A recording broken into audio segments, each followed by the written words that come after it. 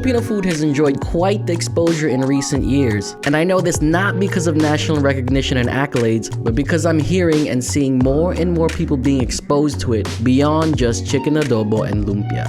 But this kind of recognition once faced opposition from the mainstream and Filipinos as well, but it doesn't mean it's not delicious.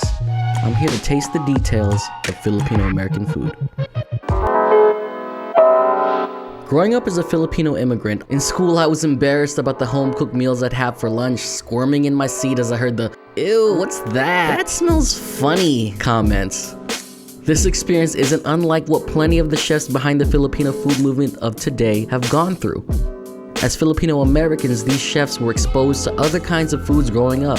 The results are a fusion of dishes cooked from the lens of American-influenced second-generation chefs and entrepreneurs.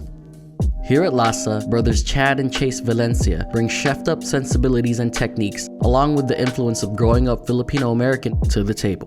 This might be a lot of people's first Filipino food experience, but we also definitely remind them that it's blatantly not traditional and it's Filipino-inspired, that we're Fil-Am and we're second generation.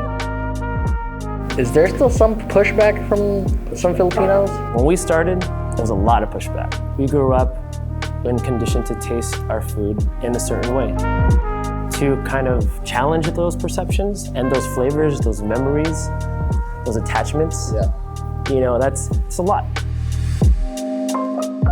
We had to also see where we could push the envelope on certain dishes. We can't do too far out, we gotta do kind of a little balance, so that way the foundation of Filipino flavor is there, but you still see the creativity.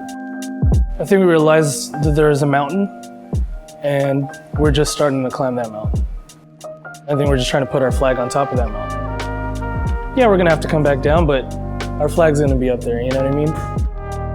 When do you think it's time to celebrate Filipino food?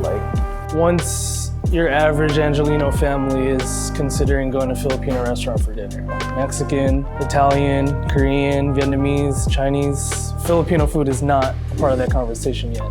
So once Filipino cuisine is part of that conversation, I think that's when we did our job,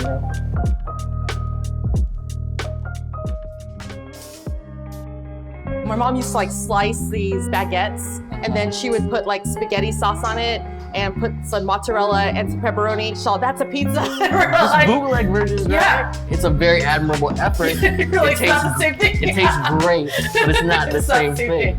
At FRANKIELUCY Bakeshop, Christine De La Cruz used the sudden appeal for ube, the sweet purple yam used in Filipino desserts, as a launchpad for unique baked goods, pastries, and sweets that incorporate familiar Filipino flavors. We just got so much love for our ube stuff, and they just come in for the ube stuff, but I'm still trying to force feed them other flavors. Well, try this one. And they're like, I just like the ube.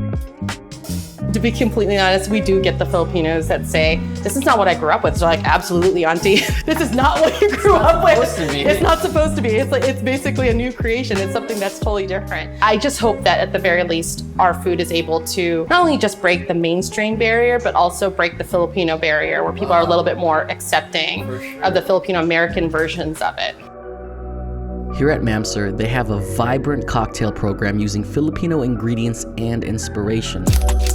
Since I grew up in the Philippines, I always knew I wanted to bring a part of the Philippines here. This all supports a popular restaurant that is packed most nights, which is something that I wouldn't have pictured growing up.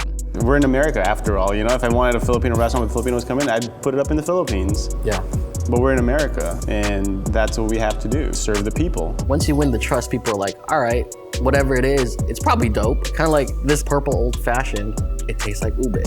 We want to educate without educating. It's this new face of Filipino cuisine that's the product of Filipino Americans applying their experiences and interpretations. Is it Filipino enough?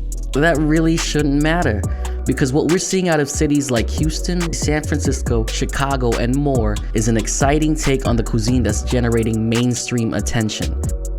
Nowadays, I'm reassured that I probably won't get teased over the scent of my chicken adobo. Instead, I'm expecting to slide a plate over to share.